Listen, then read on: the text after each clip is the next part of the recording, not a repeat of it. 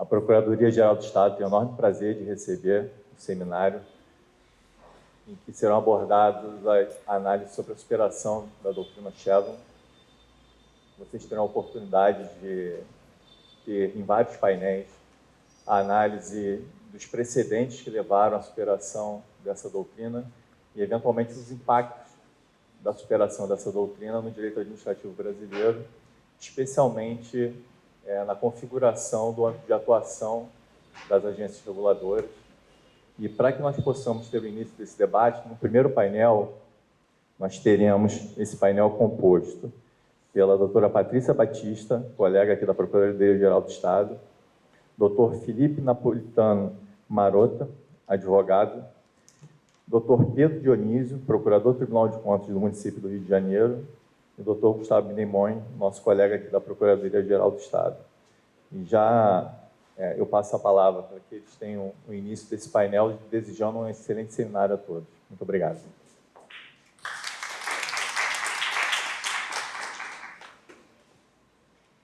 Bom dia a todos. Eu acho que, sem muitas delongas, eu vou passar a palavra para a professora Patrícia Batista.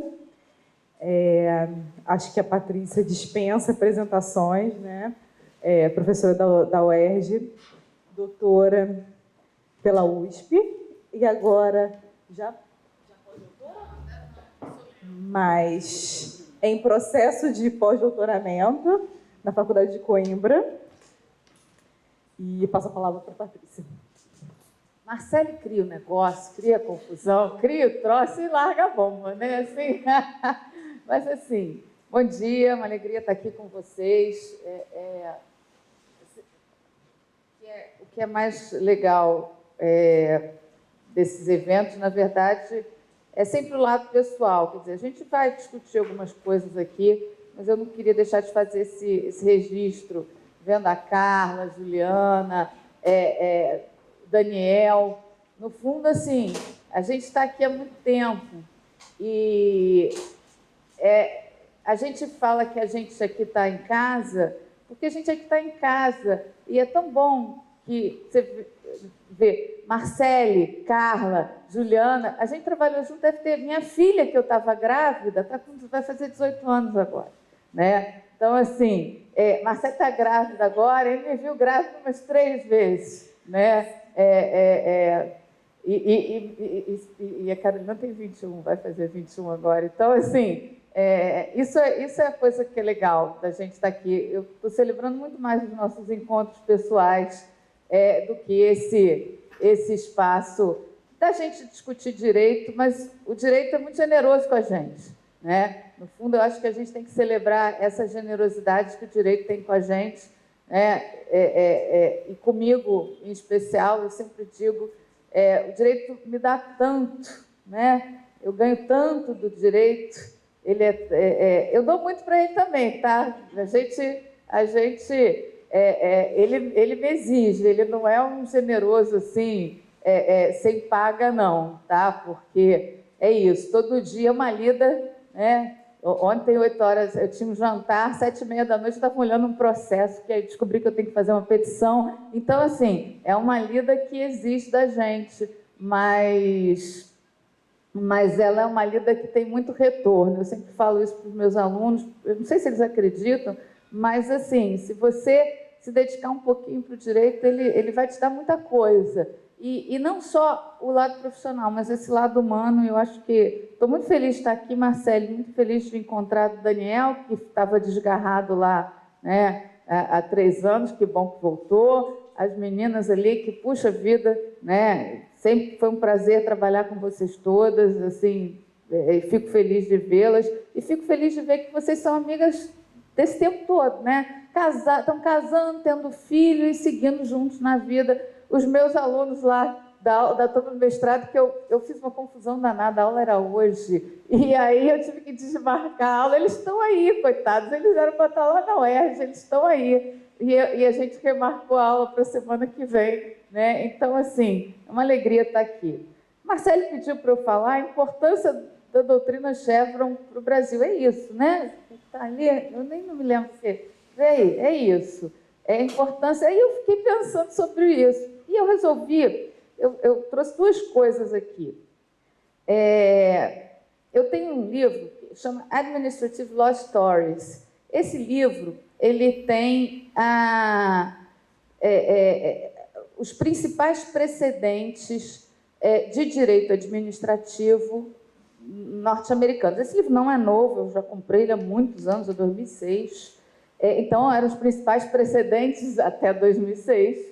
E ele tem um capítulo sobre o Chevron, que durante muito tempo foi reputado o principal precedente de direito administrativo norte-americano. Quer dizer, é o caso mais citado em decisões que envolvam direito administrativo norte-americano. E o capítulo aqui que trata de Chevron, que até já li N vezes, já usei muitas vezes na faculdade esse artigo, o título é A História de Chevron, o making of de um marco acidental.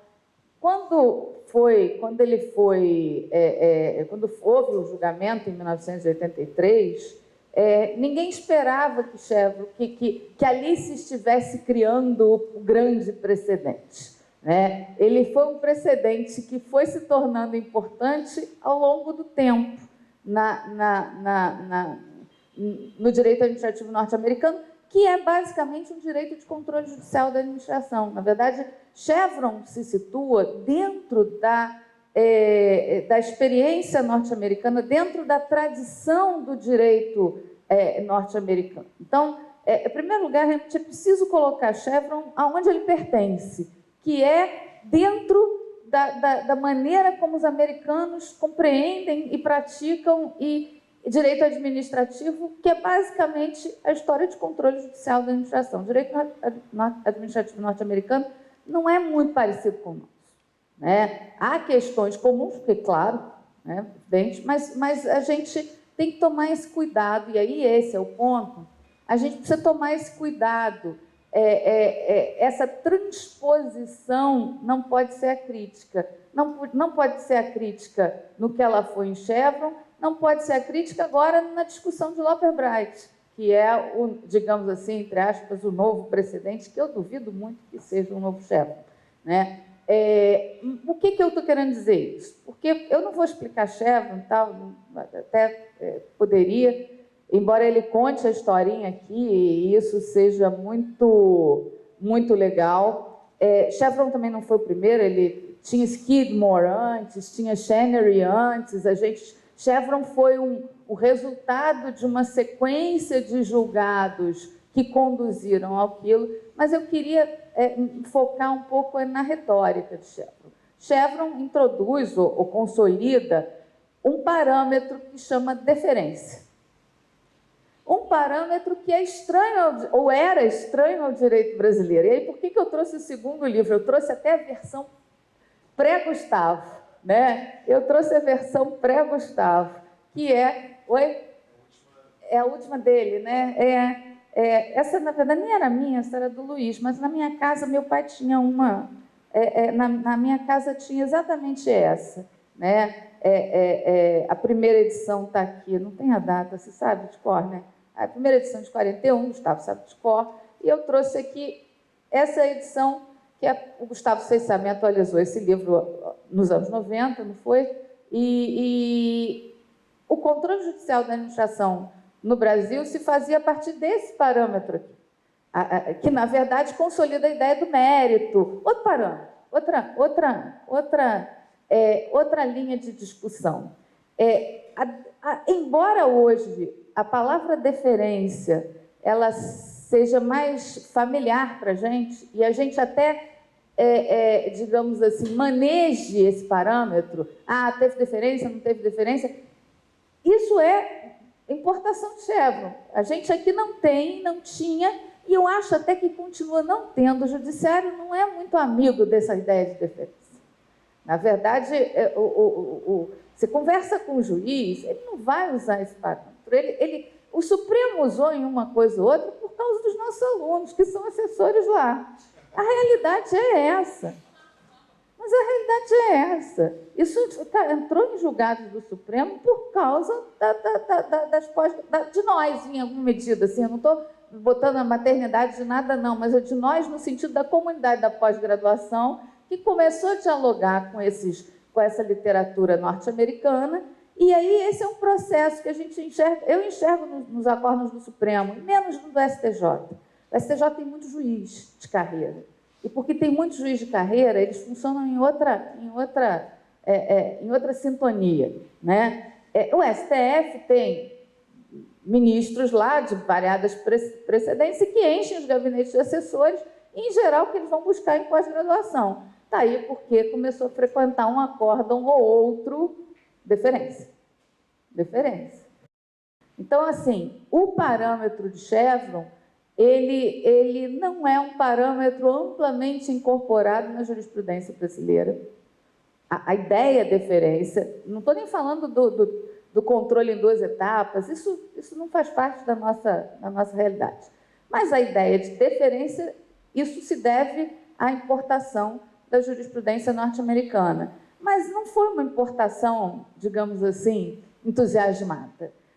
Se a gente parar para olhar, provavelmente de tarde o Jordão vai falar mais sobre isso, porque ele é o maior especialista, ele estudou isso mais a fundo, e assim, o mais legal eu ouvi o Jordão, como eu vi outras vezes, dizendo assim, por que você não estudou o controle judicial da administração pública do Brasil? Porque eu não consegui achar um parâmetro, eu não consegui encontrar uma estabilidade de critério de controle. E juro para vocês, a tese do Jordão já tem anos, mas a minha sensação, não de alguém que tenha feito uma pesquisa empírica sobre isso, mas de alguém que trabalha na lida do contencioso da administração pública diuturnamente há 30 anos. Eu continuo sem ver um parâmetro, né? A gente continua sem enxergar uma constância de parâmetro de controle. E por que a gente continua? Porque o judiciário, isso não interessa muito ao judiciário, eu acho. E aí eu fiquei pensando, o que a gente chegou mais perto de Chevron na prática do controle judicial da administração pública? Hoje, o que a gente chega mais perto da lógica de Chevron, não do parâmetro de Chevron, mas da lógica de Chevron, são as repercussões gerais. Que, se a gente parar para olhar os temas, na parte que diz respeito ao controle da administração pública, o Supremo faz um pouco parecido ao Suprema Corte faz nesses precedentes, que é estabelecer parâmetros abertos, com termos que vão ser preenchidos ao longo do tempo. Diz assim, agora a gente tem repercussão geral, é uma tentativa de precedente vinculante, é uma tentativa dessa lógica. Mas o que mais tem me chamado a atenção é essa. O Supremo, agora temos a repercussão geral, e você vai ler, é aquele troço genericão, com termos super abertos, que é igualzinho Chevron.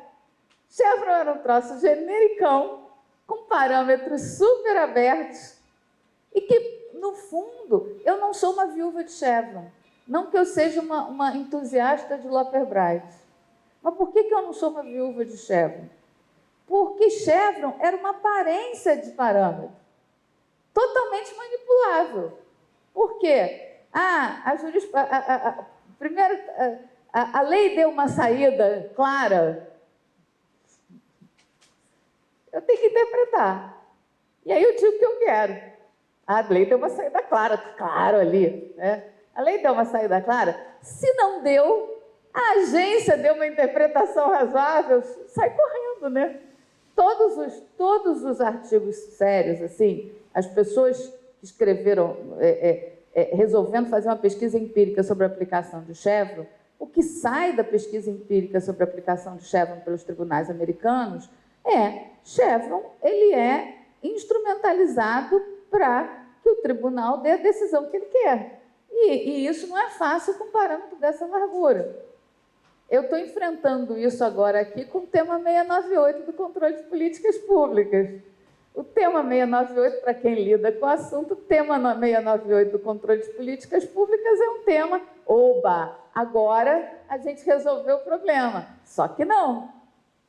Estamos brigando pela a interpretação e aplicação do que é o controle de política pública. Quer dizer, o que é um plano?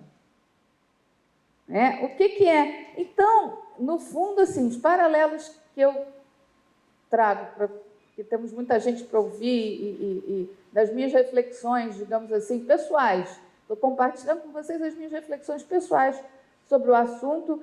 Então, assim, o parâmetro de Chevron, ele não é um parâmetro amplamente incorporado na jurisprudência brasileira. A ideia de deferência, não estou nem falando do controle em 2 etapas, isso não faz parte da nossa realidade. Mas a ideia de deferência, isso se deve à importação da jurisprudência norte-americana. Mas não foi uma importação, digamos assim, entusiasmada.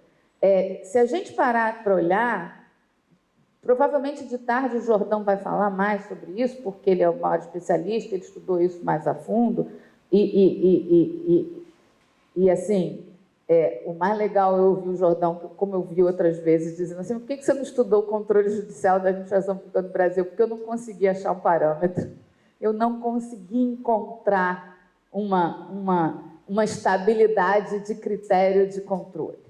E juro para vocês, a tese do Jordão já tem anos, mas a minha sensação, não de alguém que tenha feito uma pesquisa empírica sobre isso, mas de alguém que trabalha na lida do contencioso da administração pública diuturnamente há 30 anos. Eu continuo sem ver um parâmetro. A gente continua sem enxergar uma constância de parâmetro de controle. E por que a gente continua? Porque o judiciário, isso não interessa muito ao judiciário, eu acho. E aí eu fiquei pensando, o que a gente chegou mais perto de Chevron na prática do controle judicial da administração pública? Hoje, o que a gente chega mais perto da lógica de Chevron, não do parâmetro de Chevron, mas da lógica de Chevron, são as repercussões gerais. Que, se a gente parar para olhar os temas, na parte que diz respeito ao controle da administração pública, o Supremo faz um pouco parecido, a Suprema Corte faz nesses precedentes, que é estabelecer parâmetros abertos, com termos que vão ser preenchidos ao longo do tempo. Diz assim, agora a gente tem repercussão geral, é uma tentativa de precedente vinculante, é uma tentativa dessa lógica. Mas o que mais tem me chamado a atenção é essa. O Supremo, agora temos a repercussão geral, e você vai ler, é aquele troço genericão, com termos super abertos, que é igualzinho Chevron. Chevron era um troço genericão, com parâmetros super abertos, e que, no fundo, eu não sou uma viúva de Chevron. Não que eu seja uma entusiasta de Loper Bright. Mas por que eu não sou uma viúva de Chevron? Porque Chevron era uma aparência de parâmetro, totalmente manipulável. Por quê? Primeiro, a lei deu uma saída clara. Eu tenho que interpretar. E aí eu digo o que eu quero. A lei deu uma saída clara, claro ali. A lei deu uma saída clara. Se não deu, a agência deu uma interpretação razoável, sai correndo, né? Todos os artigos sérios, assim, as pessoas que escreveram, resolvendo fazer uma pesquisa empírica sobre a aplicação de Chevron, o que sai da pesquisa empírica sobre a aplicação de Chevron pelos tribunais americanos Chevron, ele é instrumentalizado para que o tribunal dê a decisão que ele quer. E isso não é fácil com um parâmetro dessa largura. Eu estou enfrentando isso agora aqui com o tema 698 do controle de políticas públicas.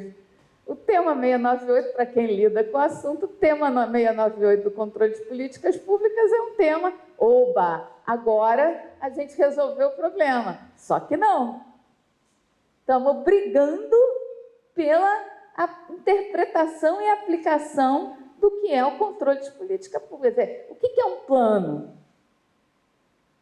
O que é? Então, no fundo, assim, os paralelos que eu trago que temos muita gente para ouvir e das minhas reflexões, digamos assim, pessoais. Estou compartilhando com vocês as minhas reflexões pessoais sobre o assunto, de alguém que, na verdade, faz isso como meio de vida. Deferência, que é o parâmetro de Chevron, né? Ser ou não ser deferente a decisões das instâncias regulatórias, que é a realidade de lá. Nunca foi uma coisa que a jurisprudência brasileira tenha se empolgado. A gente até tenta, não, vamos ser deferentes, precisa ser deferente, mas os tribunais brasileiros, eu não posso usar o mau português aí, o que eu tenho na minha cabeça, o que eles estão para Chevron, né? Mas, na verdade, eles não estão nem aí para deferência. Mérito também era um critério, talvez pior que deferência, o controle de mérito. Mérito é o quê? Deus do céu, né? Talvez deferência fosse melhor que mérito. Mas eu nem critico o povo dessa época aqui, porque antes do mérito tinha nada, né? Antes do mérito nada tinha. A gente foi para mérito. Que preenchimento que precisa. Deferência nunca tivemos. Ainda estamos, nós somos um direito administrativo à procura de um parâmetro. A grande realidade é essa. Se é que um dia chegaremos nele, né? E por isso, assim, essa discussão Chevron, Lapperbright, são muito rápida. E o direito administrativo é o anteparo entre a política, né, e as decisões do Estado. Então, é óbvio que ele é um objeto de ataque natural. E por que eu acho interessante falar desse tema? Porque, no Brasil, a gente tem uma ideia, né, de que agências reguladoras independentes nos Estados Unidos eram uma realidade assim, da natureza, como se tivesse... Não, é óbvio, não tem discussão nenhuma. A gente chama de agência por uma má tradução do termo agency aqui no direito brasileiro. Só que a história é muito mais tortuosa do que essa. O primeiro grande caso sobre o assunto é dos anos 20. Eu gosto dessas anedotas. Assim, curiosamente, escrito, o voto, né, vencedor escrito por um ex-presidente dos Estados Unidos. Ele foi presidente dos Estados Unidos, depois ele foi presidente da Suprema Corte. E ele, num caso sobre se era constitucional que o Congresso exigisse que o Senado aprovasse a exoneração muito rápida e o direito administrativo é o anteparo entre a política, né, e as decisões do Estado. Então, é óbvio que ele é um objeto de ataque natural. E por que eu acho interessante falar desse tema? Porque, no Brasil, a gente tem uma ideia, né, de que agências reguladoras independentes nos Estados Unidos eram uma realidade assim, da natureza, como se tivesse... Não, é óbvio, não tem discussão nenhuma. A gente chama de agência por uma má tradução do termo agency aqui no direito brasileiro. Só que a história é muito mais tortuosa do que essa. O primeiro grande caso sobre o assunto é dos anos 20. Eu gosto dessas anedotas. Assim, curiosamente, escrito, o voto, né, vencedor escrito por um ex-presidente dos Estados Unidos. Ele foi presidente dos Estados Unidos, depois ele foi presidente da Suprema Corte.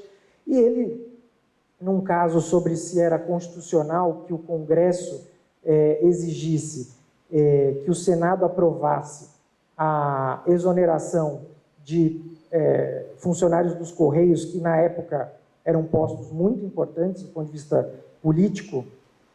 Nesse caso, a Suprema Corte, já nos anos 20, disse, não, a regra geral é que o presidente, ele é o executivo, e por ele ser o executivo, ou seja, o poder executivo está vested, está investido nele, na pessoa do presidente, e então ele tem que ter o poder de nomear e exonerar todos aqueles funcionários que exercerem funções executivas, como era o caso lá, na visão deles, dos funcionários dos Correios. E aí, nos anos 30, que vem o famoso precedente Humphreys, né, executor, o coitado do Humphrey já tinha morrido, então por isso que o caso tem esse nome. Quando veio esse caso, o que estava em discussão era uma realidade totalmente diferente da que a gente tem hoje. Por quê? Porque a decisão da Suprema Corte foi a seguinte: olha, é constitucional a criação de agências reguladoras independentes Porém, por quê? Isso é muito importante, isso está sendo explorado agora e é um assunto super atual, porque provavelmente as agências reguladoras independentes vão acabar, se não for esse ano, vai ser no começo do ano que vem. Eles disseram, olha, é constitucional por quê? Não, nós não estamos nos distanciando da decisão dos anos 20, que chamava Myers, mas o FTC, que era a agência sob discussão nesse caso, ela tem funções não propriamente executivas, porque ela assessora o Congresso na criação de leis e ela decide alguns casos como se fosse judiciário. Tanto que até eles usavam o termo em latim, quase, do latim, quase legislativo e quase judiciário. E foi essa a razão que fez com que a Suprema Corte, naquele caso, dissesse que era constitucional a criação de agências reguladoras independentes. Só que eu não sei mesmo porque esse caso foi interpretado como uma permissão para a criação de agências reguladoras independentes em qualquer caso. Então, e esse modelo floresceu nos Estados Unidos amplamente, e essas agências que antes tinham essas funções menores, digamos assim, elas começaram aprovando tarifas, depois assessorando o Congresso, elas passaram a ter amplíssimos poderes, ou amplíssimas funções. Por exemplo, não sei se alguém aqui trabalha no mercado de capitais, mas você não entende o mercado de capitais americano se você não lê o regulamento da SEC sobre mercado de capitais. Quem vai decidir se Bitcoin é um valor mobiliário ou não é a SEC, não é o legislador. E aí, em 2020, vem o primeiro sinal vermelho.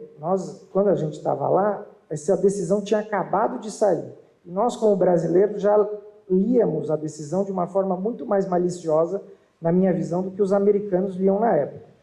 O que foi essa decisão? Chama Sila Law, escreve sei lá mesmo, é o jeito mais fácil de lembrar. Nesse caso, a Suprema Corte analisou o seguinte, olha, foi criada uma agência reguladora de um membro só e ela é independente, ou seja, é um diretor de uma agência reguladora que cuida da proteção dos consumidores. Só que ela é formada por um membro só. Isso é constitucional ou não é constitucional? A Suprema Corte respondeu, não é constitucional. Por quê?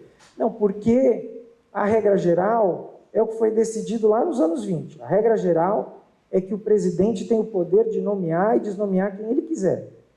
Porém, há só duas exceções que nós vamos reconhecer. A primeira, que diz respeito a special prosecutors, ou seja, a possibilidade de você nomear, porque lá eles são parte do executivo, né? O que a gente chamaria de promotores aqui. Você nomear um investigador específico para investigar o alto escalão do governo federal, essa é uma exceção. E a segunda exceção é o que foi decidido nos anos 30. E aí a Suprema Corte explica, que é o quê? A criação de uma agência de mais de um membro, porém com funções quase legislativas, quase com I, ou quase judiciais. Aí eu me lembro, na época da gente estar discutindo, falar, então isso quer dizer que as agências reguladoras, ou pelo menos a maior parte das que a gente conhece, são inconstitucionais, não? Eu lembro de ter uma certa perplexidade lendo o caso. Mas na época eles falam, não, o teu professor Gustavo antes estava falando, meio um wishful thinking, não, vai dar certo, eles não vão ter coragem de acabar com as agências reguladoras, sabe? Aquela coisa meio que, está há tanto tempo, tipo Game of Thrones, a muralha está há tanto tempo lá, ela não vai, sabe, um dia abrir. Só que está abrindo. No começo do governo Trump, isso está sendo amplamente noticiado, né, nos jornais, ele começou, com base numa interpretação do que a Suprema Corte decidiu, e na minha visão, a interpretação essa razoável, a demitir membros de agências reguladoras cuja independência é garantida por lei, mas a demitir dizendo, olha, essas agências exercem funções executivas e, então, portanto, essa limitação ao meu poder é inconstitucional. E até o momento, a Suprema Corte americana deu todas as evidências de que irá formalmente declarar as agências reguladoras independentes, não sabemos em que termos ainda, mas como sendo inconstitucionais. Tanto que, agora para usar a terminologia brasileira, eles já reconheceram o fumus boni iuris do governo e todas as liminares que esses diretores, ou conselheiros, ou comissários, que lá depende da agência, conseguiram para não serem demitidos, elas foram cassadas pela Suprema Corte, dizendo, olha, a gente antevê que o governo vai ser capaz de provar que essa agência em questão exerce funções executivas e que, portanto, essa limitação é inconstitucional. E como o americano adora uma anedota histórica, assim, nesses casos, o caso que eles vão julgar para declarar, provavelmente, as agências reguladoras independentes como sendo inconstitucionais, é um caso que também diz respeito ao FTC. É um caso, então, assim, eles depois de quase 100 anos, eles vão julgar, 90 anos, eles vão julgar um caso que diz respeito à mesma agência para decidir se eles mudam a jurisprudência ou não. E aí só a guisa de conclusão, uma outra anedota interessante, que eu acho que tem a ver com essa ideia do reforço do controle judicial. Porque tem uma exceção com relação a essa transformação que eu estou falando, que vai ser muito interessante de assistir, que é o Federal Reserve. Então, no Fed, está todo mundo com medo de acabar com a independência dos governors, é assim que chama, né, de quem faz parte do Fed. E aí a Suprema Corte, antevendo esse problema, nessa liminar que eu falei, eles já disseram assim, e muito tem se dito que o Fed vai ser afetado pela decisão, mas não é bem assim, porque o Fed ele tem um histórico diferente, ele desde o primeiro Banco dos Estados Unidos ele é um órgão independente, então a gente nesse caso tende a aplicar uma outra lógica. O que não faz sentido na minha visão é, se a criação do primeiro Banco dos Estados Unidos previa independência, e se eles ligam tanto para a história, por que essa independência de uma das primeiros órgãos importantes que foi criado a nível federal nos Estados Unidos, essa independência não serve para aproveitar a independência das outras agências? Mas, enfim, presidente. E essa outra vertente que tem se agigantado, né, agora, com o Loper Bright, dessa ideia de não, mas quem diz o que é a lei são as cortes. Só que nesse caso, como que eles vão resolver o problema? Porque o Trump está dizendo, não, a minha interpretação da lei é que qualquer motivo minimamente viável, né, que você não enrubesça na hora de defender, esse talvez até seja enrubescedor, mas tudo bem, ele pode ser usado como uma desculpa, obviamente eles não falam isso, para demitir membros de agências reguladoras, até essas independentes, como o caso do Fed. E essa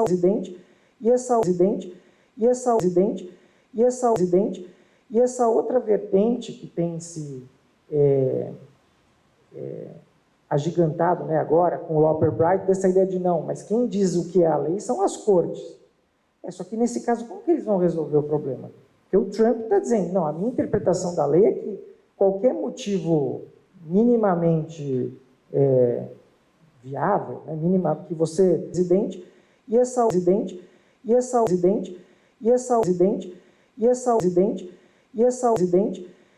outra vertente que tem se agigantado, né, agora, com o Loper Bright, dessa ideia de não, mas quem diz o que é a lei são as cortes. Só que nesse caso, como que eles vão resolver o problema? Porque o Trump está dizendo, não, a minha interpretação da lei é que qualquer motivo minimamente viável, né, que você não enrubesça na hora de defender, esse talvez até seja enrubescedor, mas tudo bem, ele pode ser usado como uma desculpa, obviamente eles não falam isso, para demitir membros de agências reguladoras, até essas independentes, como o caso do Fed.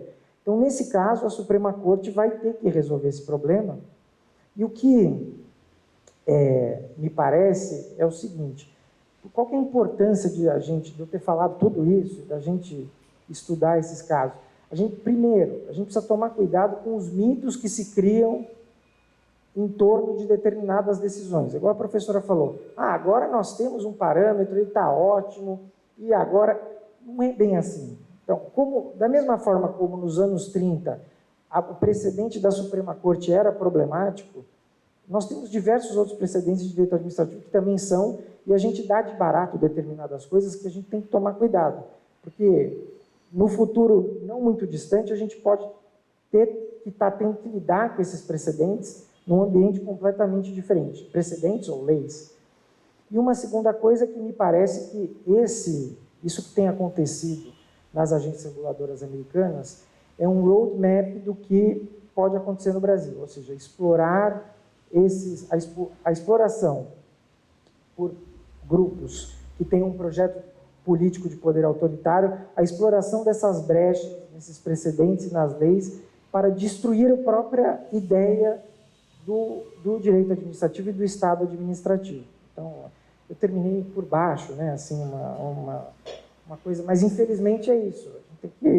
Então, isso pode... Eu não acho que o nosso Supremo declararia as agências reguladoras independentes hoje, mas do mesmo jeito que os americanos não achavam, há 10 anos atrás, que o Supremo deles faria coisa parecida. Então, é importante que a gente estude esses precedentes, na minha visão, de forma mais crítica, e tentando ver o que de fato está escrito lá, ao invés do mito que o circunda. É isso. Obrigado.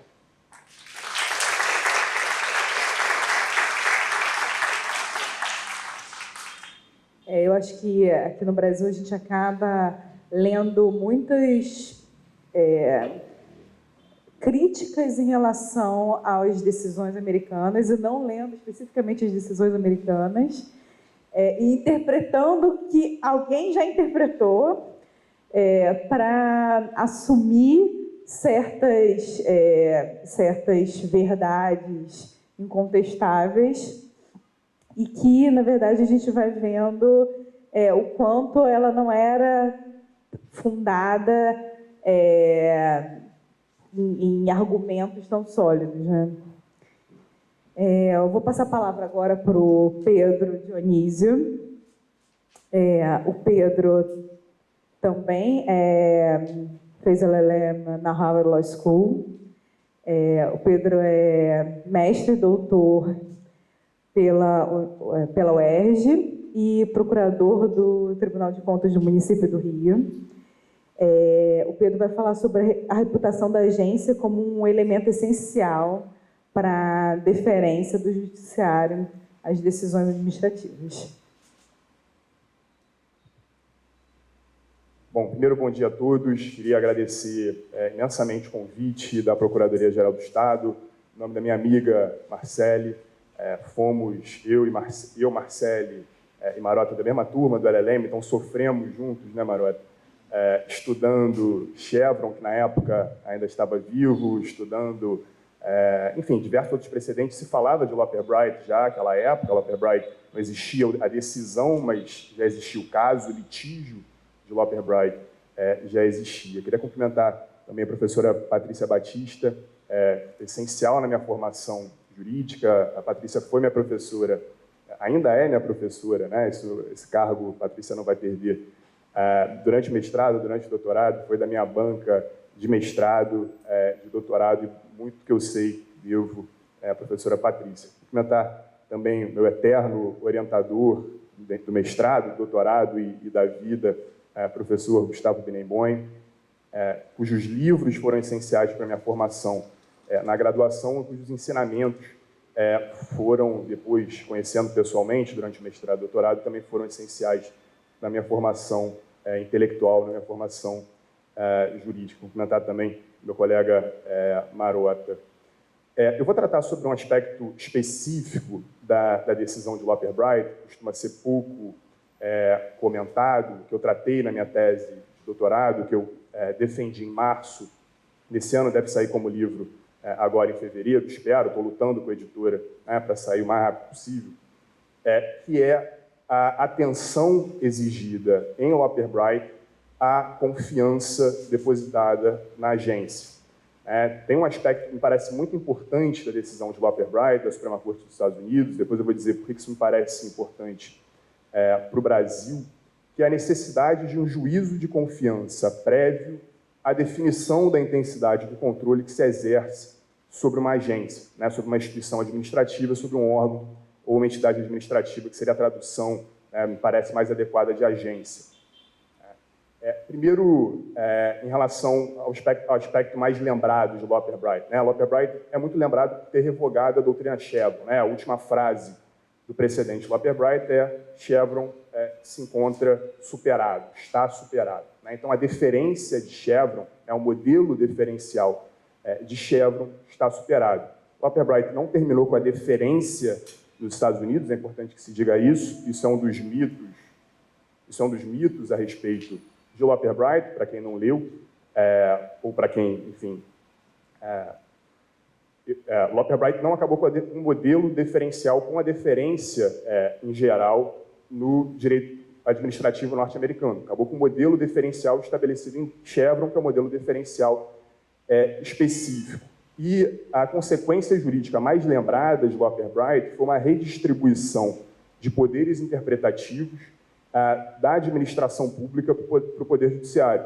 Eu digo redistribuição aqui porque Chevron havia distribuído o poder sobre a interpretação da lei do Poder Judiciário, pelo menos em tese. Na prática, existem vários estudos empíricos que dizem que não é bem assim, como lembrou a professora Patrícia, mas, em tese, distribuiu o poder interpretativo do Poder Judiciário para a administração pública. Chevron, para quem não lembra, impunha um juízo de deferência sempre que houvesse uma omissão ou uma ambiguidade no texto legislativo. Sempre que o Poder Judiciário identificasse uma ambiguidade ou uma omissão no texto legislativo, o controle daquele ato administrativo, daquela atuação administrativa, deveria ser de razoabilidade. Se o Poder Judiciário entendesse que a decisão era razoável, ainda que não a mais correta, e aí tem uma discussão enorme se é possível, do ponto de vista psicológico, diferenciar o que é irrazoável do que é errado, mas, enfim, isso é uma outra história, mas sempre que houvesse essa omissão, essa ambiguidade, deveria o Poder Judiciário reduzir a sua cognição sobre aquela atuação administrativa e apenas revisar a atuação administrativa se ela fosse irrazoável. Isso foi revogado em Loper Bright. E qual foi a atenção, me parece, que Loper Bright passou a exigir do Poder Judiciário, as características concretas? Por que me parece que Loper Bright passou a exigir uma atenção redobrada em relação às características concretas da agência, que eu chamo de um juízo de confiança prévio? Primeiro, foi uma crítica ao caráter genérico e abstrato da deferência de Chevron. Se eu estou descrevendo a decisão, não estou dizendo que é isso que eu penso, mas a decisão criticou de maneira muito dura o caráter abstrato de uma presunção estabelecida em Chevron. O Chevron estabelecia uma presunção, como toda presunção abstrata, de que a agência seria necessariamente mais capacitada do que o Poder Judiciário para interpretar uma omissão, uma ambiguidade legislativa de uma lei que lhe é direcionada. De uma omissão legislativa, isso não deveria ser motivo para a redução da deferência, isso não deveria ser motivo para aumentar a intensidade do controle. Quer dizer, uma contradição da agência ao longo do tempo na interpretação de uma mesma disposição legislativa, que intuitivamente levaria a uma menor deferência, Chevron disse, não, isso não é motivo para isso, por alguns motivos. Chevron dizia, o precedente em Chevron, a Suprema Corte em Chevron, dizia que o mercado regulado é um mercado muito complexo, que muda ao longo do tempo, então faz sentido que a agência mude a sua interpretação da lei ao longo do tempo. A construção da lei, dizia Chevron, ela é realizada também pela agência, nos casos de omissão ou ambiguidade legislativa, uma presunção de delegação à administração pública, para que ela participe da construção da norma, dizia Chevron. Em Loper Bright isso foi criticado. Isso foi criticado sob o argumento de que isso reduziria a confiança na estabilidade do direito, a confiança na própria administração pública, na estabilidade do sentido final de uma norma jurídica. E um terceiro ponto que me parece também a Suprema Corte dos Estados Unidos exigiu maior atenção às características concretas da agência, primeiro criticando o caráter abstrato de Chevron, segundo exigindo atenção a essa variação, essa coerência decisória. Em terceiro, foram vários elogios que foram feitos em Loper Bright ao precedente Skidmore, que foi citado pela professora Patrícia Batista, um precedente de 1944, se eu não me engano, um precedente que tratava de deferência, de respeito ou de modulação da intensidade do controle, antes de Chevron, uma discussão enorme se Chevron teria revogado Skidmore, se conviveria com Skidmore. Aliás, deferência, Marote, é uma obsessão dos americanos, tem discussão para tudo que é lado. Assim, se vocês forem pegar para ler todos os artigos sobre deferência, enfim, enche uma biblioteca.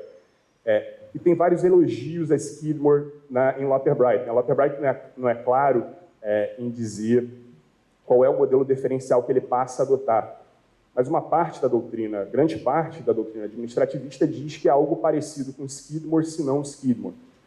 E Skidmore estabelecia como parâmetro de respeito, né, e pode ser chamado de deferência, né, também tem uma discussão sobre isso, se seria deferência ou não, mas como parâmetro de maior respeito a uma decisão administrativa, primeiro, a coerência decisória ao longo do tempo, né, contradizendo o que disse anos depois, 40 anos depois, Chevron toma atenção para os atos concretos daquela agência, se ela é coerente ao longo do tempo, isso deve ser levado em consideração na definição do grau de deferência. Em segundo lugar, elementos que levem à persuasão judicial, né? Skidmore era bastante genérico, mas isso foi interpretado por precedentes posteriores com uma expertise em concreto daquela agência, entre outros elementos.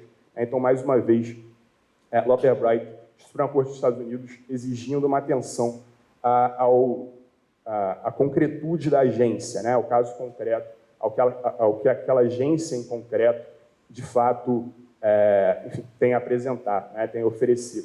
E aí a grande dúvida que fica é: isso deveria valer para o Brasil, né? A Suprema Corte dos Estados Unidos, obviamente, ainda bem, né, Marota, não tem jurisdição sobre a administração pública brasileira ainda, mas a grande questão que fica é: será que essa exigência feita em Loper Bright deveria valer, né, para a administração pública brasileira, ou se deveria ter um precedente parecido, uma exigência parecida no Brasil, pela Suprema Corte brasileira, ou por uma lei? Enfim, a deferência ela pode vir do Poder Judiciário, mas pode vir de uma norma legal também. Eu acho que eu defendo que tem motivos normativos e uma discussão boa, operacional, para a adoção de algo parecido, né? Uma necessidade de atenção no controle da administração pública para as características individuais, para as características concretas da agência ou para as características concretas, né, do órgão da entidade administrativa, mas isso deve ser feito com muito cuidado.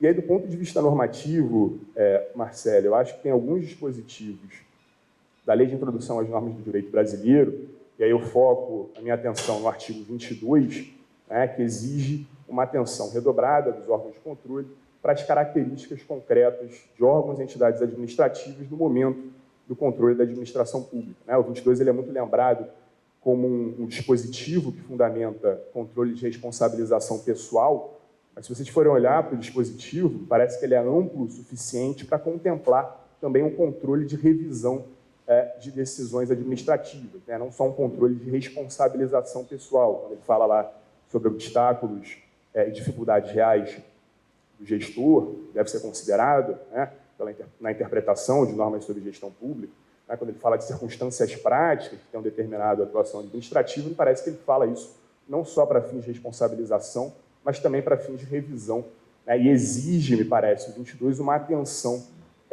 ao desenho institucional daquela agência, à qualidade do desenho institucional, à qualidade do processo decisório daquela instituição administrativa, enfim, a sua performance, o seu desempenho passado. Isso tem algumas vantagens operacionais, né? Se olhar para a característica concreta da administração pública no momento de controlá-la, me parece, eu defendo, que existem algumas vantagens operacionais. Primeiro, se isso for feito de maneira adequada, é reduzir a incidência de erros, né? Sejam erros da administração pública, sejam erros do Poder Judiciário, do órgão de controle, do Tribunal de Contas, no momento de revisar uma atuação administrativa.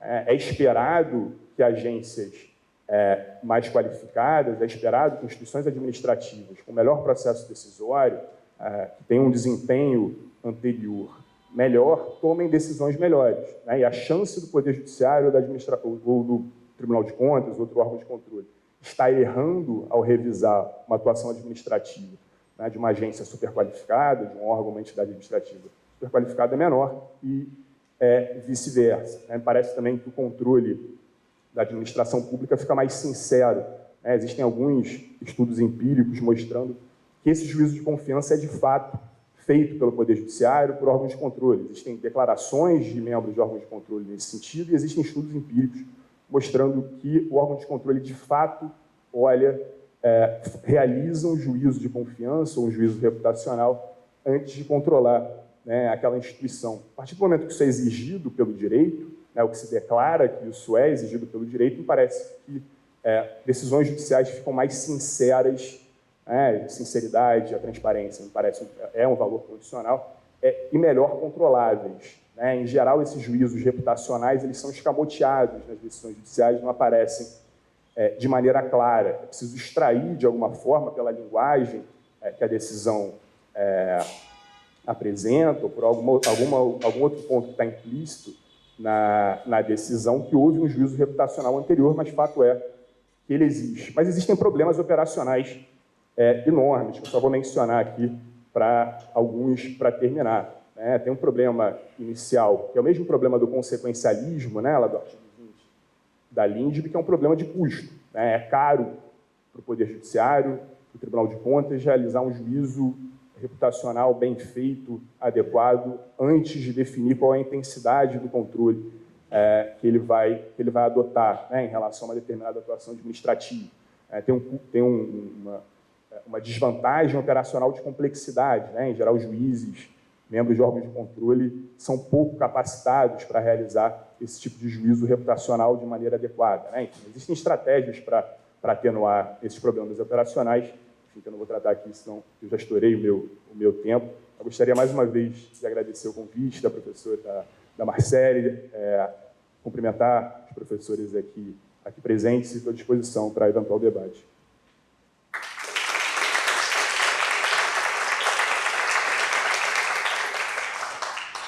Obrigada, Pedro. Acho que Pedro é visionário nesse tema sobre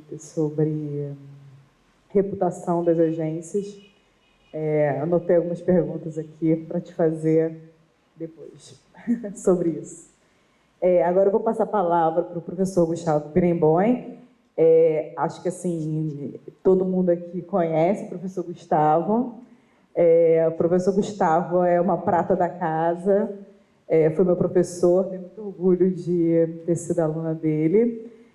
O professor Gustavo vai falar sobre o fim da doutrina Chevron e a inauguração de uma era de incerteza do judiciário. Bom dia a todos, todas. Saudar aqui o nosso Rodrigo Távora, representando o Sejur, agradecendo sempre ao Sejur pela disponibilidade, pelo espaço, Marcele pelo convite, pela organização, também muita alegria de poder ter esse debate aqui mais do que oportuno, com a Patrícia, minha amiga, companheira de muitos anos aqui na PGE e na UERJ, Pedro, aluno brilhante, assim como a Marcele, eu que tenho orgulho de ter sido professor e ser hoje quase um aluno dos meus ex-alunos, e o Felipe Marota, muito bem-vindo, prazer te rever, na verdade, tivemos aí uma interação profissional muito bacana, e saudar a todos os presentes pelo prestígio. Eu vou tentar dividir a minha fala em três partes, tentando concatenar algumas ideias sobre essa reflexão a respeito das mudanças, porque vem passando o Estado administrativo nos Estados Unidos. Na primeira parte, acho que a superação da doutrina Chevron é melhor compreendida se for inserida nesse conjunto de transformações. Na segunda parte, uma tentativa de compreensão desse processo. Não é um processo antigo, portanto, a gente tem pouco distanciamento histórico, mas a minha impressão é de que não se trata de uma emergência de uma visão, de uma concepção doutrinária mais abrangente, embora aparentemente se venda assim como uma retomada do Estado administrativo unitário sobre o Estado policêntrico, com vários centros decisórios autônomos. Me parece muito mais uma reação embutida em conflitos políticos conjunturais, e que não são localizados nos Estados Unidos, mas que podem ser também verificados em outras partes do mundo, e já vem se verificando, como no México e aqui no Brasil e em outras partes. E, finalmente, as repercussões que, do ponto de vista descritivo, uma mudança como essa nos Estados Unidos da América tem, a partir do histórico que já teve, e uma avaliação prescritiva sobre o que deveria ter ou não, sobre o impacto que deveria ter ou não sobre nós. Então, são essas três partes. Eu digo rapidamente, apenas a título de recordação, que esse Estado administrativo contemporâneo, que os Estados Unidos legaram, de certa forma, ao mundo a partir do New Deal, a partir de meados do século XX, e que influenciou enormemente a configuração do Estado na América Latina e na Europa continental, e diria também no Reino Unido, era fundado em três pilares. Curiosamente, três pilares que tratam da relação da administração pública com os três poderes, com o poder legislativo, com o próprio poder executivo e com o poder judiciário. Que pilares eram esses? O primeiro, o que é chamado nos Estados Unidos até hoje de Non-Delegation Doctrine, a qual o nosso querido professor e amigo, meu amigo querido André Cirino aqui presente, é especialista, que é a ideia de que o Estado administrativo só pode existir, ser funcional e ser eficiente trabalhando dentro de um marco de delegações legislativas muito amplo, e que essas delegações, não delegações formais, mas que essa transferência informal de poder do legislador às agências, aos órgãos administrativos em geral e entidades, como nós chamaríamos aqui, devem ser não apenas admitidas, essas delegações amplas não só devem ser admitidas, como seriam, mais do que isso, desejáveis e necessárias, por razões pragmáticas, por gerenciamento da vida coletiva em temas muito complexos, pela tecnicização do mundo, pela necessidade de você ter respostas mais ágeis dadas pelos órgãos administrativos do que pelos corpos legislativos. Então, esse primeiro pilar ficou conhecido como uma teoria da não delegação, mas, curiosamente, o termo é quase uma contradição em termos. A teoria da não delegação se caracterizou por uma admissibilidade de amplas delegações legislativas. E a jurisprudência da Suprema Corte sempre atendeu a isso, pelo menos desde o governo do Franklin Delano Roosevelt, no New Deal, um pouco pelo calor da hora, pelas necessidades do momento, mas por uma certa compreensão pragmática de que não era possível legislar sobre cada aspecto, cada detalhe de matérias regulatórias complexas, técnicas, que exigiam conhecimentos técnicos, experiência nos diversos setores sobre os quais o Estado é chamado a regular, a intervir. Então, primeiro pilar, a relação das agências com o legislativo. Segundo, com o próprio executivo. E aí já foi bem explicado aqui pelo Felipe, pela Patrícia, pelo Pedro, a admissibilidade de que houvesse corpos administrativos como centros decisórios autônomos em relação à estrutura hierárquica do Poder Executivo. O chefe do Poder Executivo continuava sendo o presidente ou o primeiro-ministro, onde é adotado o sistema parlamentarista, mas as agências atuam autonomamente com corpos de diretores dotados de mandatos que só poderiam ser removidos desses cargos por justa causa, ou seja, por uma razão prevista em lei e não por uma mera decisão ad nutum, uma mera decisão discricionária do chefe do Poder Executivo. Esse precedente também data dos anos 30 do século passado, e tal como o precedente da Non-Delegation Doctrine perdurou ao longo do século XX. E o terceiro pilar, então, esse segundo pilar, a relação da administração com o Executivo. O terceiro, a relação da administração com o Judiciário. A Patrícia fez referência, eu apenas vou lembrar, embora já se falasse em deferência muito antes, e o caso Skidmore, esse caso de 54, que foi agora meio que renascido das cinzas, qual o Fênix, embora ele já constasse como uma referência intelectual, mas o que entrou para a história foi o caso decidido há 41 anos atrás, o caso Chevron, em que a Suprema Corte, talvez sem atentar para o tamanho que o precedente tomaria no futuro, fez tomou uma decisão compromissória, na verdade.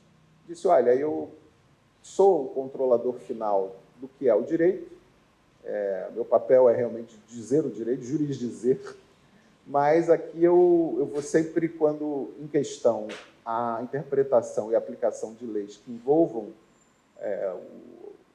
a regulação da economia, a atuação da administração pública em geral, eu vou atuar em 2 passos.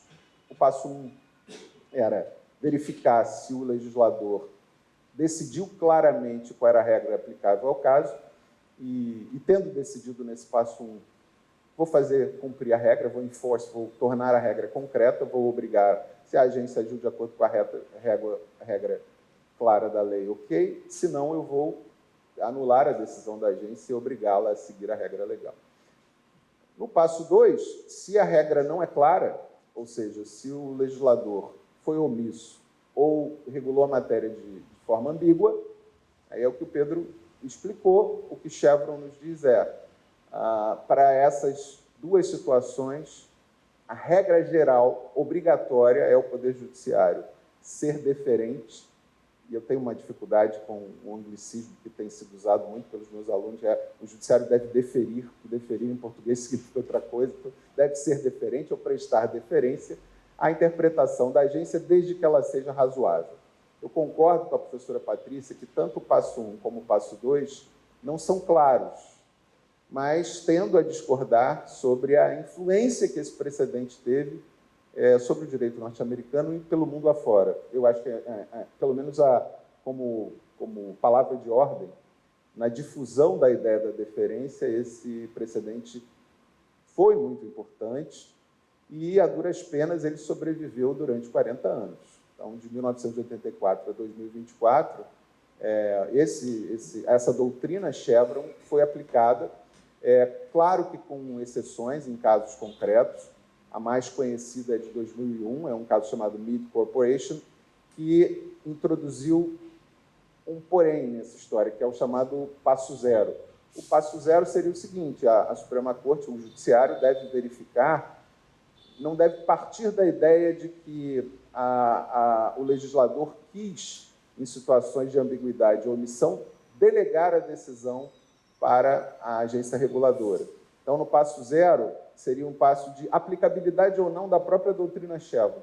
Se ficar claro pela disciplina legislativa que o legislador não quis delegar, pela interpretação sistemática da lei ou finalística da lei, o judiciário puder verificar que o legislador, ele próprio, quis tomar a decisão e não delegou, pela forma como organizou a agência, como estruturou o seu processo decisório e tal, não se aplicava mais a doutrina Chevron.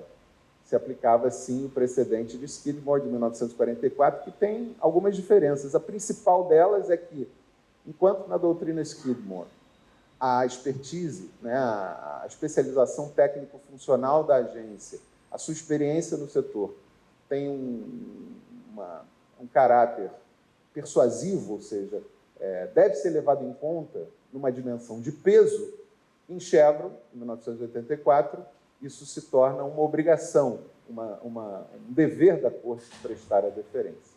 Então, foi feita essa relativização, mas em 2024, com esse caso já muito citado aqui, Lopez Wright, a Suprema Corte, por 6 votos a 3, curioso que as 3 mulheres democratas que formaram a minoria da Corte ficaram as 3 vencidas juntas, professora Helena Kagan, professora de Harvard, ex-diretora da Harvard Law School, professora de Direito Administrativo, Sônia Sotomayor, da minha faculdade, onde eu estudei em Yale, e a juíza Ketanji Jackson. Então, as 3 mulheres ficam vencidas dizendo, não, vocês estão loucos, vocês estão destruindo o Estado administrativo americano, as agências... toda a legislação, em 40 anos, foi elaborada pensando em delegar, porque essa era a doutrina prevalecente na Suprema Corte, até o caso Loper Bright faz uma espécie de modulação temporal, diz que os precedentes anteriores não estão automaticamente revogados, mas poderão ser discutidos no futuro, e, obviamente, que todas as corporações, todas as empresas que tenham incômodo com decisões de agências estão questionando isso no Poder Judiciário.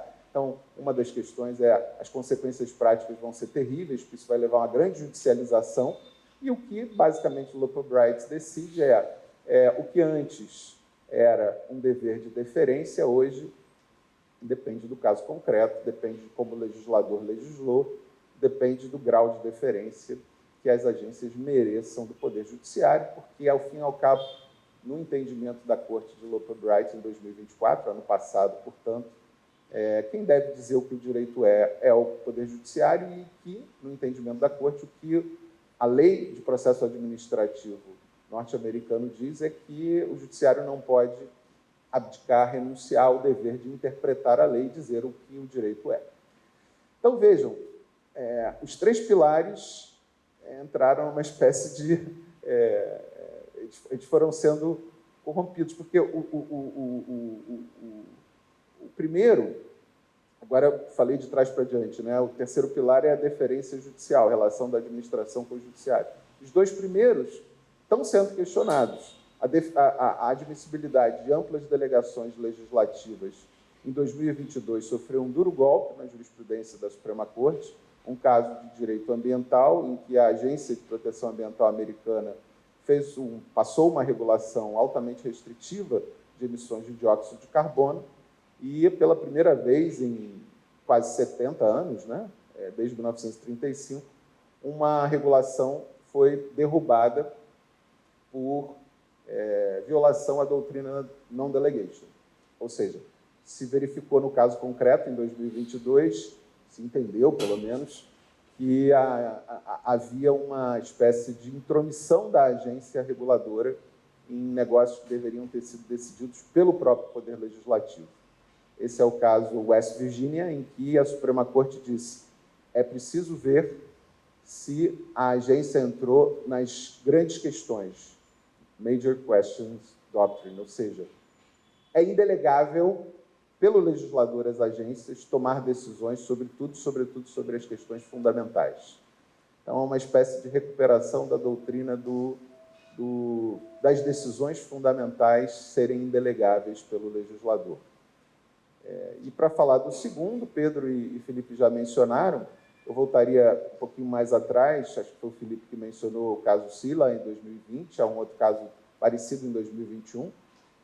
Há dois grupos de casos, né? 2021, a Suprema Corte declarou inconstitucionais agências unipessoais, em que o poder é exercido por um único diretor.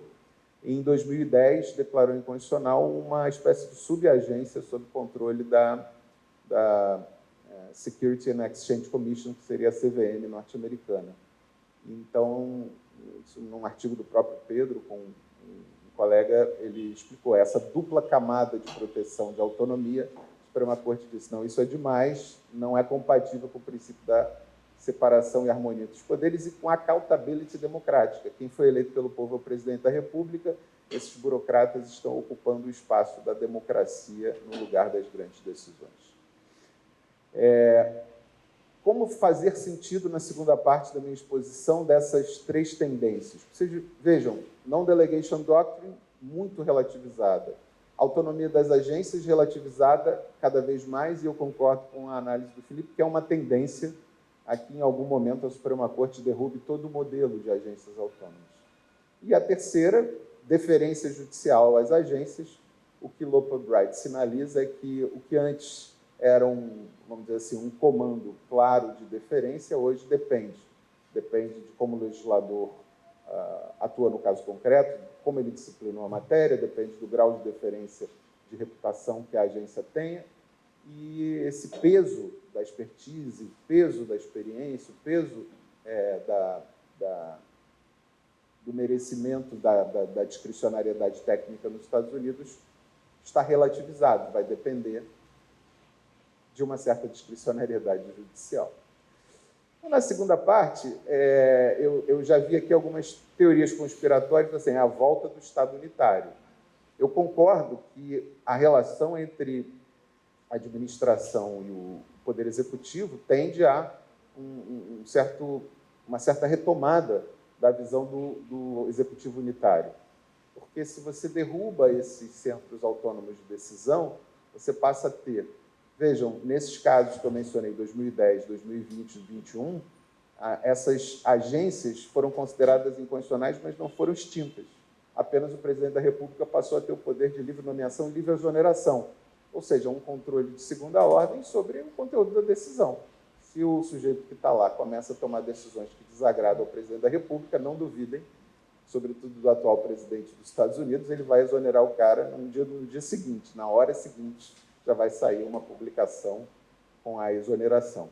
Então, é realmente um processo de centralização das decisões, mas eu não acho que isso seja uma campanha orquestrada rumo ao executivo unitário. Primeiro, que pensar que um controle maior das delegações legislativas às agências reguladoras fortalece mais o poder legislativo e não o poder executivo. Então, isso não coincide conceitualmente com a ideia do executivo unitário. Talvez seja uma retomada da politização diante da expansão das tecnocracias, das burocracias administrativas. Segundo, que a questão da maior ou menor deferência judicial talvez tivesse a ver com um expansionismo do Poder Executivo. Como você tem Loper Bright representando uma retomada de maior controle judicial, maior supervisão judicial sobre as decisões das agências, isso não coincide com maior autonomia do Poder Executivo e das agências. Ao contrário, acho que a tese mais convincente para explicar esse fenômeno é uma tese de conjunturalidade política. Por quê? Porque o presidente Trump confia muito na Suprema Corte, tem uma maioria de 6-3 e acredita que o Estado administrativo, tomado por burocratas, é um Estado muito intervencionista. Então, assim, olha, se alguém tiver que intervir, serei eu, com as minhas tarifas, com a minha política de protecionismo alfandegário, com as minhas decisões. Vocês são repartições públicas subordinadas a mim. E de mais a mais, né, na filosofia atual do Partido Republicano, quanto mais controle do judiciário, melhor, porque menos os burocratas poderão restringir a liberdade econômica, a liberdade das pessoas e assim por diante. Então, eu acho que isso tem muito mais a ver com a polarização política do momento do que uma campanha orquestrada, porque é um Frankenstein que está sendo criado nos Estados Unidos e, por influência enorme que a Suprema Corte tem em outros países, isso acaba se refletindo. Às vezes, isso pode ser apropriado por tendências em países com tendências autoritárias, como na América Latina, de maneira enviesada. Por exemplo, a presidente Cláudia Sheinbaum, do México, acabou com todas as agências reguladoras autônomas do México. E, em relação ao judiciário, o que a reforma do judiciário mexicano fez foi acabar com a vitaliciedade do juiz. Os que não quiseram continuar foram colocados em disponibilidade ou aposentados compulsoriamente e foram convocadas eleições diretas para a escolha dos magistrados no país. O que significa, muito provavelmente, que o México ruma para ser um país autocrata, muito parecido com outros da América Central, com outros da América do Sul, em que o judiciário, supostamente escolhido diretamente pelo povo, na verdade, vai ser conduzido por oligarcas locais.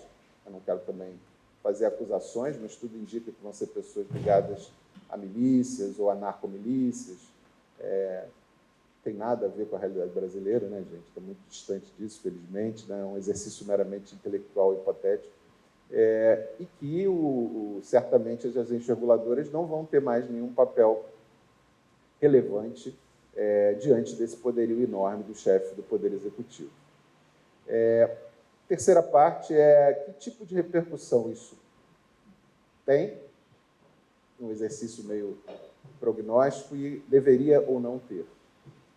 É inevitável, eu acho, sendo realista, reconhecer que a influência dos Estados Unidos vai muito além de Hollywood e da sua propaganda cultural pelo mundo.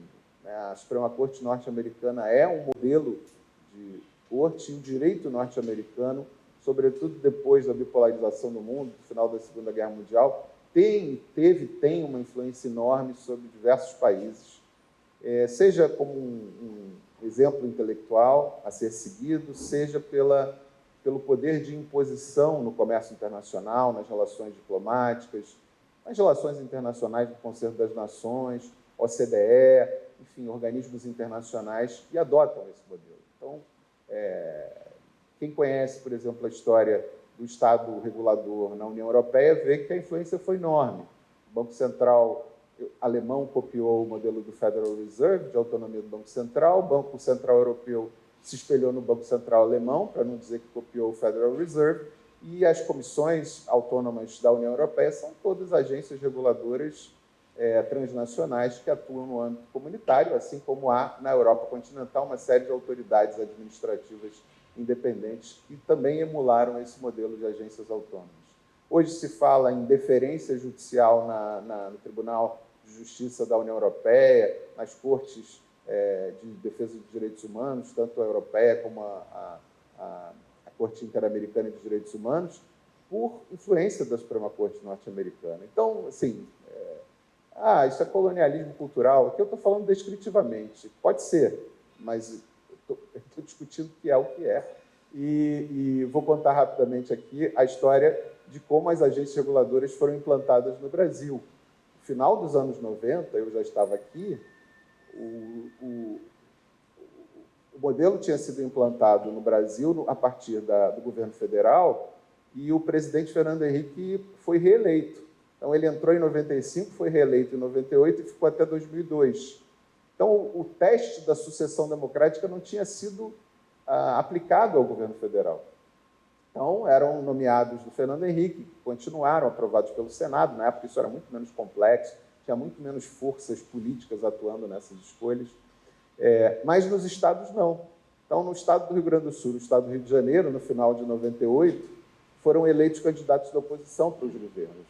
No Rio Grande do Sul, um candidato do PT, chamado Olívio Dutra, que venceu as eleições do então governador Antônio Brito, que era do PSDB, e no Rio de Janeiro, Antônio Garotinho venceu as eleições, sucedendo a Marcelo Alencar. No Rio e no Rio Grande do Sul foram criadas agências reguladoras estaduais seguindo o modelo federal autônomas. E o governador Olívio Dutra optou por uma solução que foi ajuizar uma ação direta de inconstitucionalidade, em 1949, questionando a constitucionalidade desse modelo. O tiro saiu pela culatra, mas só anos depois, porque o Supremo usou a ADI 1949 para dizer que o modelo era constitucional. Aqui no Rio de Janeiro, o governador Antônio Garotinho, um pouquinho mais assodado, não gostou dos diretores que haviam sido nomeados pelo seu antecessor, Marcelo Alencar, e exonerou na caneta. Não, essa lei é inconstitucional, o caso passou pela PGE, na época eu era assessor do procurador-geral, eu falei, eu acho mais prudente, escrevi no parecer, aguardar pela decisão do Supremo, porque a lei diz que eles têm mandato. Só que o que aconteceu é que, obviamente, que eu tive que abrir um capítulo no parecer para dizer o que o direito atual é, porque a decisão da ADI de 1949 não tinha sido tomada. O que tinha no Supremo era uma jurisprudência antiga, majoritariamente contrária à constitucionalidade das agências. Era a súmula 25, que literalmente não tinha sido cancelada, dizia que a nomeação de dirigente de autarquia a termo não exclui o poder do chefe do executivo de exonerá-lo a qualquer tempo, e uma exceção, que era a súmula 47, que dizia que valia a autonomia das universidades, por força de um princípio já consagrado em constituições anteriores da autonomia universitária. Então, a única exceção era a nomeação para reitor, que não poderia ser exonerado pelo chefe do Poder Executivo. Então, eu coloquei isso no parecer. Os diretores, então, nomeados pelo governador anterior, desistiram das ações judiciais e o novo governador nomeou todos eles. Um desses diretores era o atual procurador-geral, Renan Miguel Saad, que havia sido nomeado pelo então governador Marcelo Alencar. Originariamente, o Rio tinha uma só agência, chamada ASEP, Agência de Regulação de Serviços Públicos, e depois, acho que foi no governo Garotinho, que foi bipartida. Passamos a ter uma AGENERSA e uma AGETRANSP com competências materiais distintas. A influência da jurisprudência mais recente da Suprema Corte no Brasil, e não apenas no Supremo Tribunal Federal, para mudar essa jurisprudência e chegar na decisão dada em 1949, e mais recentemente na decisão teve como relator o ministro Luiz Roberto Barroso, do Banco Central Independente, foi altamente mais do que persuasivo, foi quase que compulsória, porque havia toda uma compreensão do Estado administrativo, com a sua autonomia. Então, assim, de certa forma, o Irmão do Norte exerce grande influência sobre o Brasil, e pressões, tipo, o Brasil vai ter um Estado administrativo com autonomia técnica, não sujeito às pressões político-eleitorais do momento. E isso no Banco Central é evidente, né? Por conta... Aqui não estou fazendo ainda nenhum juízo-valor prescritivo, apenas descritivo. Então, não me surpreenderia se essas modificações que atuam nos 3 pilares básicos que estruturaram o Estado administrativo norte-americano, se essas transformações vierem a ter uma influência por apropriação política conjuntural ou por uma nova concepção de Estado administrativo que venha a ser implantada no Brasil. Eu acho que é uma realidade que nenhum de nós deve ignorar e apenas ter uma postura de isso não é com o Brasil, isso está acontecendo nos Estados Unidos, colocar isso na mesma prateleira de interferências mais bizarras, como da Lei Magnitsky, ministro do Supremo, eu acho um equívoco. Preciso entender esse processo, até para que a gente possa fazer um juízo crítico sobre eles, que é o que eu tento fazer agora para encerrar a minha fala. Normativa ou prescritivamente, eu não acho uma boa ideia que o Brasil siga esses precedentes mais recentes da Suprema Corte norte-americana. Mas eu preciso dizer a vocês que essa decisão do caso Loper Bright gera uma incerteza, para fazer a conexão com o título da fala, muito parecida com o que eu vejo na jurisprudência brasileira de controle judicial das agências reguladoras e do Estado administrativo em geral. É como se tivesse acontecendo uma espécie de brasilianização dos Estados Unidos. Porque eu sempre me lembro da frase profética, infelizmente profética, do Caetano Veloso, numa das suas canções, que diz que aqui embaixo, se referindo aqui ao hemisfério sul e ao Brasil mais especificamente, a indefinição é o regime. E o controle judicial da administração pública no Brasil, e o trabalho do Eduardo Jordão, que é um excelente livro, reflete isso, é um controle que é caracterizado por uma erraticidade muito grande, uma falta de parâmetros claros. Então, ora, quando se quer prestigiar a decisão do governo, seja por uma aliança política, seja por uma preferência quanto ao acerto da decisão, se invoca o precedente de Chevron para ser deferente. Quando não se gosta, não se tem preferência, ou quando se é inimigo político do gestor público, se invoca o caso Skidmore para dizer não, mas a deferência não vale em todos os casos, você não tem reputação, porque a lei aqui foi descumprida. E assim, não se faz Estado de Direito, né? Se a cada decisão, conforme o caso, se faz uma preferência ou uma escolha pessoal, acho que isso é antítese da ideia do rule of law, é antítese da ideia da imparcialidade, da equidistância do controle judicial sobre qualquer política pública. Então, prescritivamente, eu acho que nós devemos ter um juízo crítico sobre esses precedentes, conhecê-los, procurar entendê-los. Acho que a influência virá, o oportunismo político aqui e ali vai surgir para a sua exploração, mas acho que é preciso ver com olhos críticos, não apenas a história do relógio de Siracusa, né, que transposto para outro país marca as horas num fuso diferente, mas também que a conjuntura política de lá nem sempre atende aos nossos interesses aqui, e para não importar também nessa conjuntura que aí sim é internacional de polarização política, soluções imediatistas, como me parece ser esse caso, superar a doutrina Chevron assim, num caso específico, aumentar o poder do judiciário americano apenas porque você tem o controle da Suprema Corte por um tempo, é um movimento muito brusco para ser justificado apenas por um interesse político conjuntural. Que eu acho que nessa matéria é o caso. Talvez a autonomia das agências já haja uma visão mais profunda, uma certa filosofia conservadora do Partido Republicano nessa era trumpista, mas contrária à ideia da tecnocracia, né? A ideia de que, não, eu fui eleito, sou eu que represento aqui a tradição norte-americana, vamos restabelecer aqui nossos valores, isso sim. Mas acho que, no que se refere à deferência judicial, não.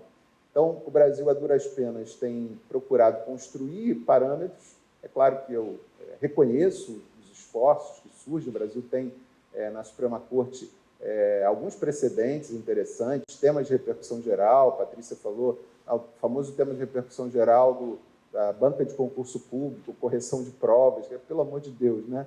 O Supremo disse, olha, vale a autonomia técnica da banca na elaboração da prova e na sua correção, vírgula, salvo ilegalidades ou inconstitucionalidades. Aí, por aí, né, normalmente vão as exceções que tornam a regra ineficaz. Mas eu tenho essa impressão de que é um momento novo do direito brasileiro, que nós faremos, né, todo o esforço, também quero ser aqui poliana e muito otimista, mas faremos os esforços necessários para olhar com um juízo crítico essas grandes transformações que estão surgindo nos Estados Unidos da América. Muito obrigado, gente.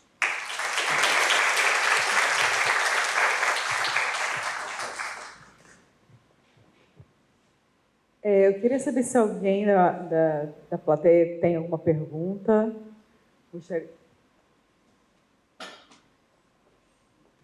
Vou quebrar o protocolo aqui, o chefe de cerimonial vai fazer uma pergunta. De tudo que vocês apresentaram, a gente parece que está vivendo um paradoxo, porque com uma atuação do judiciário, você tem uma maximização de poder do chefe do executivo, mas um esvaziamento da burocracia do estamento estatal. E a gente sempre, quando pensa, né, em decisões judiciais, a gente analisa criticamente a questão da separação dos poderes, o conflito entre os poderes. Até que ponto a gente precisa refletir sobre um novo olhar sobre essa dinâmica de separação de poderes, uma vez que nós estamos observando um conflito dentro do mesmo poder, né, um conflito que surge a partir do chefe do executivo com toda a burocracia administrativa.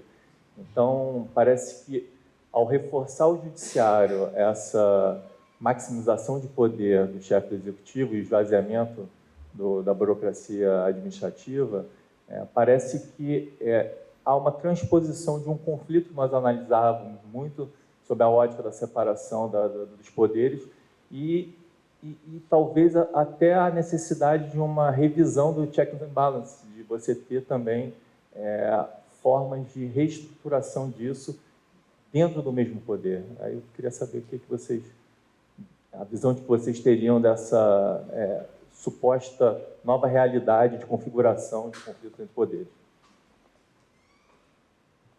Queria só complementar essa pergunta do Rodrigo, que o professor Gustavo disse que há uma tendência na realidade atual norte-americana de você reforçar o controle judicial, até porque há uma confiança maior do presidente em relação à Suprema Corte.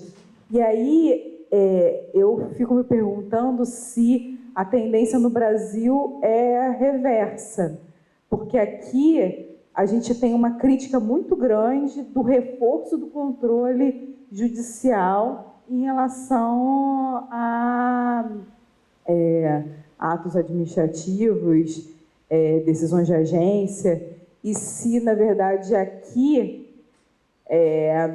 como uma resposta, vamos dizer assim, ao que está acontecendo nos Estados Unidos, a gente não deveria, na verdade, advogar por uma maior deferência do judiciário às decisões dos órgãos ou entidades administrativas como uma forma de distensionar esse controle tão excessivo do judiciário hoje, né? Essa crítica que o judiciário vem recebendo ao aumento dos seus próprios poderes.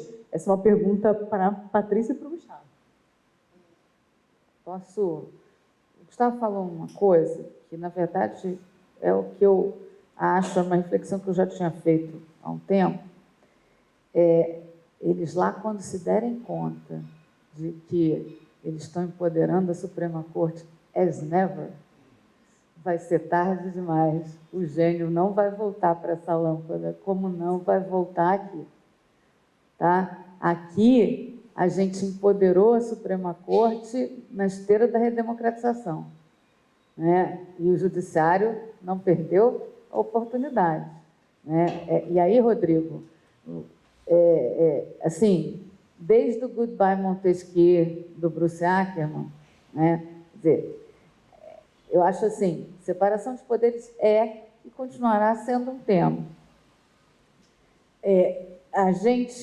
Eu acho, por exemplo, Bruce Ackerman escreveu Goodbye Montesquieu num contexto que já não é o contexto vigente, mas as reflexões que ele faz, separação de poderes é hoje algo que tem muitos outros atores de como o poder, por exemplo, aqui no Brasil a gente tem claramente o Tribunal de Contas fazendo um esforço gigante para se afirmar como um poder e está sendo bem sucedido até aqui, né? Então, assim, a gente olhar sobre uma ótica de briga executivo, legislativo e judiciário não é uma ótica suficiente para compreender a dinâmica de como o poder é exercido.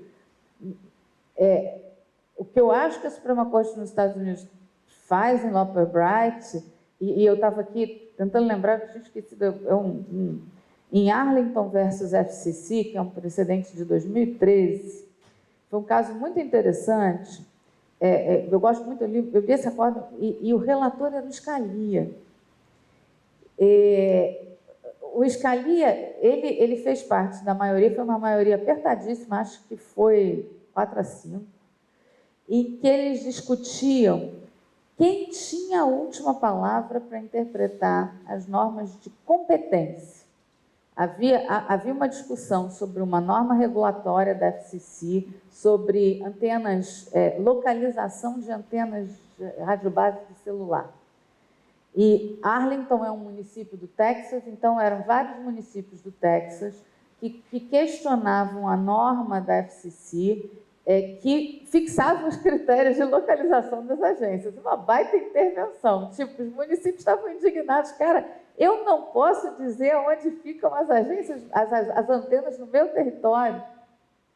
Então, eles alegavam que a FCC não tinha competência para isso. E a discussão na Suprema Corte foi: a quem cabe a última palavra sobre a interpretação da própria competência para... E a maioria foi deferente no sentido de que as agências cabe a última palavra, inclusive sobre a interpretação das normas sobre a sua competência.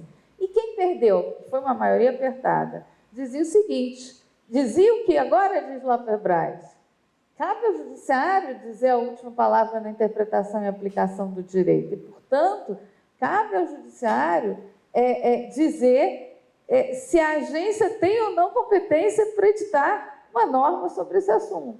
Quer dizer, esse tema é um tema... Isso, veja, separação de poderes pura, porque quem vai, né? Quem vai fixar os limites? O que faz-se agora em Loper Bright é contrário ao que... Olha, era o Scalia, um juiz conservador, mas era um formalista na compreensão de cada um no seu quadrado, né? E agora, o que Loper Bright faz, na verdade, é empoderar a Suprema Corte, como o judiciário brasileiro se empoderou. Tipo, eu digo, e eu não fixo critério nenhum, porque eu não quero me amarrar. Porque eu vou decidindo no varejo, porque no final está todo mundo sempre independente. Eu quero acompanhar as cenas dos próximos capítulos, não é nos Estados Unidos, não, é aqui. Se o Congresso Nacional, em algum momento, vai ter alguma emenda para pegar um pouco o gênio de volta para a lâmpada. Eu acho difícil, tá? Eu acho difícil. Mas eu, por exemplo, sou a favor de mandato para ministro supremo. Eu tenho várias... Por exemplo, a gente tem que acabar com a monocratização excessiva. Se a própria corte não conseguir fazer isso, eu acho absolutamente legítimo que o Congresso Nacional faça. Tá? Então, assim, só que esse é um problema. A gente tem percepções, cada um as suas, qual seria o limite que o judiciário... Só que quando a gente abre o espaço do gênio que sai para lá, a gente nunca vai saber o que sai dali. A gente nunca vai saber qual é o ponto. E esse é um processo que assim, como é que teoricamente a gente vai redesenhar a separação de poderes? Eu não sei. Tá? Assim, eu acho que a gente precisa de mais reflexão de ciência política, de olhar para o contexto. Acho que discussões do Estado administrativo são interessantes, porque você olhar para o modelo norte-americano, como o Gustavo falou, a gente olha para lá para olhar o que aconteceu, não para importar, mas para entender a dinâmica e poder olhar para a gente aqui e entender como é que a gente tem que se reorganizar. Porque os modelos são muito diferentes no fim do dia. Mas eu acho que a gente precisa de mais teorização sobre separação de poderes, sim. E é uma teorização que, na linha do que o Bruce Zuckerman escreve, inclusive se desprender um pouco desse executivo, legislativo, judiciário e olhar para o big picture de uma maneira assim, de como essa dança de poderes ela vai se estabelecendo e ela vai se redesenhando. Né? Eu acho isso, ela é dinâmica mesmo. Enfim, eram essas as reflexões que eu queria compartilhar com vocês. Vou falar rápido para podermos ouvir Pedro e Felipe, aí Marcelo fecha, porque eu já vi que já é meio-dia. Então, vou tentar... Pergunta vai longe, foi ótima a provocação, Rodrigo. Vou tentar focar em dois aspectos. O modelo de separação de poderes e freios e contrapesos no Brasil é um modelo complexo, pelo menos desde a Constituição de 88, com tudo que aconteceu, as reformas administrativas para cá. E ele, a duras penas, pode-se dizer que ele funciona. Óbvio que reconhecer isso não significa não fazermos uma discussão permanente sobre a qualidade do seu funcionamento, a sua funcionalidade, legitimidade, os resultados, a avaliação de resultados, mas ele funciona. Então, eu vou dar dois exemplos sobre aqui o modelo, primeiro, do Estado administrativo. O presidente da República tem uma visão claramente contrária à autonomia de agências e especialmente do Banco Central. Ele já verbalizou isso várias vezes, disse que era uma bobagem e tal, mas não mandou um projeto de lei complementar mudando a lei. Então, ele aguardou terminar o mandato do presidente anterior, nomeou um da sua preferência, e esse presidente tem mantido a taxa de juros ainda num patamar alto. O ministro da Fazenda, anteontem, falou, se eu estivesse lá, eu votaria pela redução, mas eu respeito a institucionalidade. Nem o presidente abriu o processo para exonerar o cara por justa causa, que tem essa previsão na lei. Então, eu respeito. O segundo exemplo, mais polêmico, que é o do licenciamento da exploração de petróleo e gás na margem equatorial, lá na foz do Rio Amazonas, super polêmico. A ministra do Meio Ambiente e o IBAMA tinham uma visão contrária, mas o Brasil tem uma institucionalidade, o Conselho Nacional de Política Energética, com presença do ministro de Estado, né? O presidente da República se posicionou e fez uma decisão concertada com o IBAMA, fazendo exigências, mas permitindo a campanha exploratória lá. Talvez, se fosse do governo anterior, muitos já estariam dizendo, olha, negacionismo científico, a extrema-direita, nesse governo é transição justa. Mas o meu ponto não é fazer a crítica política, o meu ponto aqui a institucionalidade funcionou, a Marina Silva não pediu exoneração, o presidente do IBAMA foi no Roda Viva e defendeu o licenciamento. Disse, olha, o Brasil tem outras questões, a gente fez algumas exigências, isso vai gerar recursos, emprego, eu tenho fé que vai gerar uma alavanca no desenvolvimento sustentável de todo o meio norte brasileiro, blá, blá, blá. Tem razões sustentáveis. E o presidente está lá defendendo o ponto de vista dele. Foi eleito, Tem os técnicos do IBAMA que fizeram suas exigências, em parte acatadas, e isso funcionou. Então, essa parte eu acho que funciona bem. Agora, a parte do controle judicial, francamente, o Brasil precisa de um... Loper Bright já é muito mais. A minha visão, com todo respeito, é de que essa parte no Brasil precisa de um freio de arrumação, uma redefinição de papéis. Não é possível que um governo que tenha dificuldade na Câmara dos Deputados, sobretudo, governe como Supremo. E é isso que está acontecendo. O governo tem uma derrota numa questão tributária como o IOF na Câmara, no mesmo dia o ministro do Supremo nomeado pelo presidente pauta o caso para discutir reoneração da folha. Enfim, isso para dar um exemplo, né? Então, assim, essa história que vem do Trump, você vê que não é da extrema-direita à esquerda no Brasil, em outros países, no México, em outros lugares, na Hungria, na Polônia, controlar a Suprema Corte, muito melhor do que fechá-la, é muito bom, porque você tem o discurso oficial do direito ao seu lado e você toma decisões com caráter final a partir da Constituição para favorecer a política econômica, a política fiscal de um determinado governo. Claro que essas dinâmicas acontecem, mas isso virá a nota característica da atuação do Poder Judiciário no Brasil, não quero dizer que é um todo, mas pontualmente acho que tem sido. Então, acho que precisaríamos de mais decisões no campo da política e mais deferência do Judiciário, especialmente do Supremo, ao jogo jogado na política, né? Então, eu acho que aqui no Brasil a gente tem um problema fundamental, que é não ter parâmetros de jurisprudência, de controle da administração pública bem claros, das políticas públicas bem claros, que vinculem o próprio Supremo para o futuro. Onde você tem decisões que podem ser qualquer coisa, tem-se o campo da preferência pessoal, do arbítrio, da manipulação política e por aí vai. Acho que esse é um problema. Aqui para o Pedro e para o Felipe, ainda nesse tema, vocês acham que um parâmetro razoável de deferência poderia ser uma deferência em relação ao procedimento? Não sei, quando o Pedro fala bastante sobre reputação, isso me remete muito à ideia de você ter um procedimento claro para aplicação de decisão. Então, queria ouvir vocês para a gente finalizar, né?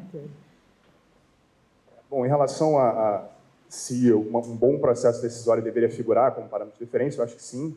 Vários lugares do mundo usam esse parâmetro de deferência. A gente usa muito o modelo, a gente olha muito para o modelo norte-americano de deferência, para Chevron especificamente, que não usa, né, o procedimento, o bom procedimento como parâmetro de deferência, mas ele é um modelo possível e muito usado em várias partes do mundo, né? A reputação, a confiança que se tem numa instituição administrativa, em parte, advém da qualidade do processo decisório que é enxergado, né, que é enxergado pela audiência. Em parte, a confiança é determinada pelo bom procedimento. Em relação à pergunta do Távora sobre separação de poderes num modelo em que você tem conflito do chefe, um conflito interno, né, do chefe do Poder Executivo em relação a instituições autônomas que integram a própria administração pública, né, o modelo de separação de poderes brasileiro é muito complexo, por conta da difusão de instituições independentes dentro da administração pública e fora da administração pública, né? Eu acho que o caso mais emblemático é do Ministério Público, que já pertenceu a um dos três poderes de Estado, e hoje em dia não se consegue localizar muito bem o Ministério Público, se ele faz parte do Poder Executivo, se ele faz parte do Poder Judiciário. Acho que existe um certo consenso de que nenhum dos dois, né? O Ministério Público é algo diferente, que não pertence propriamente, né, ao Poder Executivo, ao Poder Judiciário, muito menos ao Poder Legislativo. Acho que isso está acontecendo um pouco no Tribunal de Contas, Gustavo, que sempre esteve vinculado, né, ao Poder Legislativo, mas que ganhou uma autonomia muito grande com a Constituição de 88. E essa separação de poderes e se pensar em novos modelos de freios e contrapesos vale, inclusive, para o interior da administração pública, como eu acho que foi a pergunta, como eu acho que a pergunta do Távora se direciona, né? Alguns autores norte-americanos tratam da separação interna de poderes, né? Como é que a administração pública deveria criar mecanismos de freios e contrapesos internos dentro da própria administração, considerando que ela tem também um arsenal de instituições independentes lá dentro, né? Agências reguladoras e etc. No Brasil, ainda mais, né? Instituições independentes de todo tipo, né? Banco Central, etc.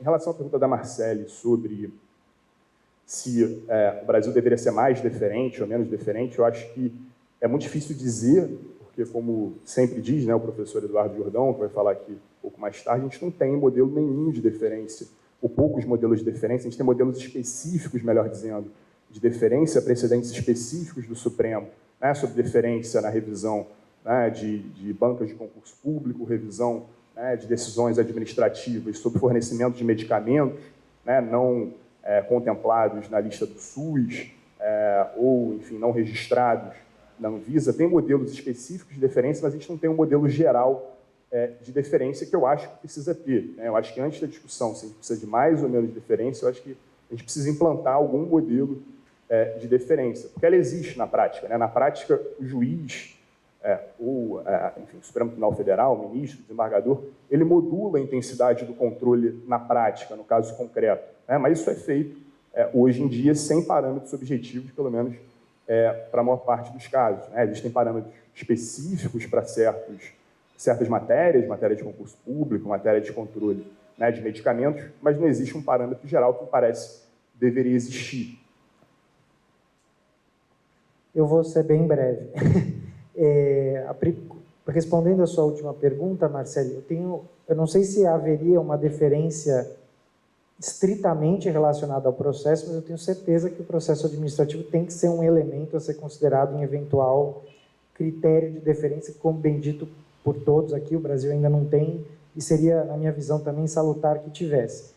E para concordar com o Pedro, uma anedota, eu trabalho no setor elétrico e a ANEEL é muito respeitada, né? Ela é uma agência muito respeitada, que tem um histórico grande, ela geralmente é tida como uma das melhores do Brasil, ela tem um processo muito bem estruturado, e dá para se observar na prática o que o Pedro fala. É até comum os juízes, eles não dizem estou exercendo uma deferência porque o processo da agência é robusto, mas é comum os juízes darem decisões assim, olha, a agência produziu um processo administrativo com mais de 120 páginas, não vou eu aqui matar no peito e dizer que...